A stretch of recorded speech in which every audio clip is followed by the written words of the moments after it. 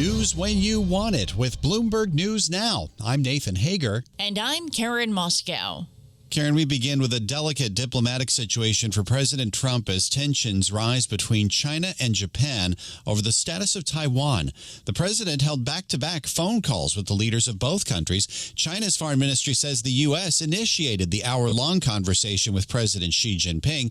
Bloomberg's Min Lo reports for President Trump the focus was keeping trade talks on track. Trump's Truth Social post was very much about soybeans, about fentanyl, about trade, and didn't really mention Japan and Taiwan, but the Chinese readout heavily focused on Taiwan and Ukraine. China also mentioning, it wants to see both sides, Ukraine and Russia, keeping to a binding peace agreement, but definitely Japan was a part of it. And Bloomberg's Min Lo reports President Trump then called Japan's Prime Minister Sanae Takaichi to reaffirm their ties. Any sign the U.S. is siding with Japan on Taiwan could jeopardize the trade truce that saw China suspend many rare earth restrictions while the U.S. lowered fentanyl-related tariffs. President Trump says he plans to visit China in April. Now, Nathan, to the latest on efforts to end the war in Ukraine. The fighting continued overnight with heavy Russian drone and missile attacks on Kyiv and Ukrainian assaults on southern Russia.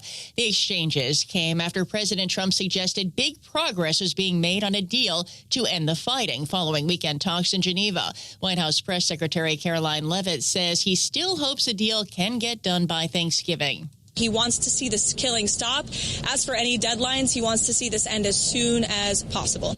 Press Secretary Caroline Leavitt speaking at the White House after Ukraine and European officials presented a counteroffer to the U.S.'s 28-point peace plan. We get more with Bloomberg's Oliver Crook in Brussels. But it appears that now it's this sort of 19-point plan that's sort of the living document that the United States is working from, and now is going to have to obviously take that back to the Russian side. The commentary from the Russian side so far is that the 19-point plan is a non-starter. We understand also from Zelensky, who briefed the people of Ukraine last night, as he does every night, that after the Geneva talks that no longer the 28-point plan, many of the right elements have been taken into account into that framework. And Bloomberg's Oliver Crook reports Army Secretary Dan Driscoll will meet with a Russian delegation in Abu Dhabi today. Ukraine's defense secretary says President Volodymyr Zelensky wants a visit with President Trump in the U.S. by the end of the month. Well, Karen, the European Union's rejected a U.S. demand to ease its tech regulations in return for lower steel and aluminum tariffs. The EU's antitrust chief says the bloc's digital rulebook is, quote,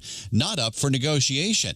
The comments come after Commerce Secretary Howard Lutnick told Bloomberg the Trump administration could relax levies in return for the digital rollback. If they take their foot off this regulatory framework and make it more inviting for our companies, they can get the benefit of hundreds of billions, possibly $1 trillion of investment a year. So the idea is I'm trying to convince them that winning the way Donald Trump is winning in America is the way to go. Commerce Secretary Howard Lutnick spoke yesterday right here on Bloomberg Radio. The Trump administration has long fumed that the EU treats American tech giants unfairly, pointing to both its regulations and large fines the bloc has imposed on firms like Google. Nathan, the White House says President Trump is still working on a proposal to address a spike in Obamacare health insurance premiums, but the eventual plan may differ significantly from details reported over the weekend. Kate Sullivan covers the White House for Bloomberg. There really is added pressure on the White House right now to address these rising costs, to bring these costs down, because there's been really a renewed focus on affordability and rising costs. This was a winning message for Democrats recently on Election Day. This is something that the White House knows that they need to really recalibrate their message on. We've heard the president really speak a lot more about affordability recently. Bloomberg's Kate Sullivan says the eventual proposal is expected to include extended subsidies for those purchasing health insurance on the Affordable Care Act exchanges, with new income limits and a requirement for enrollees to pay a nominal monthly premium. And that's news when you want it with Bloomberg News Now. I'm Karen Moskow. I'm Nathan Hager, and this is Bloomberg.